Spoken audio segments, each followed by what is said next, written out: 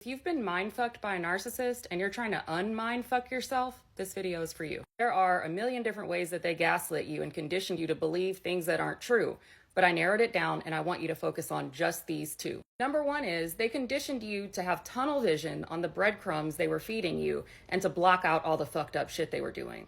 And number two is they conditioned you to have tunnel vision on your reactions and block out all the fucked up shit they were doing to cause them. In other words, they conditioned you to always try to see the best in them and look at every situation and see the worst in yourself. And they did that by training you to look at parts of the story in isolation. For example, when you look back at the relationship and you can't seem to stop focusing on all the bare minimum good moments that you had with them and blocking out all the fucked up shit that was in between them. For example, if you start thinking about a night y'all spent together and you're saying to yourself, oh my gosh, yes, I remember we had such a deep conversation that night. We talked for hours. We had good sex. We felt so connected. And you're looking at that in isolation and ignoring the fact that maybe they just lied to you about some crazy shit the day before and some crazy rage episode happened. And the only reason y'all were able to have a good time the next day is because you moved on like nothing happened. Because you got so used to your entire well-being depending on whether or not you were on good terms with them, and your whole life revolving around trying to activate the good side of them.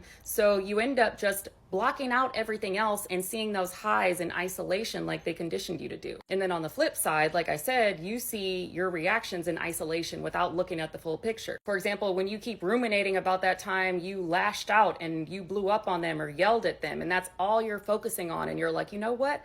That was fucked up. I was the problem. There's no reason I should have been yelling at that person like that. Without looking at the full context and asking yourself, wait, why was I yelling like that in the first place? Why was I acting so out of character? Oh, wait a minute. It's because they kept purposely provoking me and pushing my buttons, and I found out all this crazy stuff they were doing behind my back. So in order to unmind fuck yourself, you have to start looking at how you were conditioned and starting the unconditioning process on those two things for starters. So on number one, when you find yourself looking back at the relationship and romanticizing these small moments that you had with them that you're blowing up in your head to be the best times ever, stop looking at it in isolation. Look at the full context and the full story.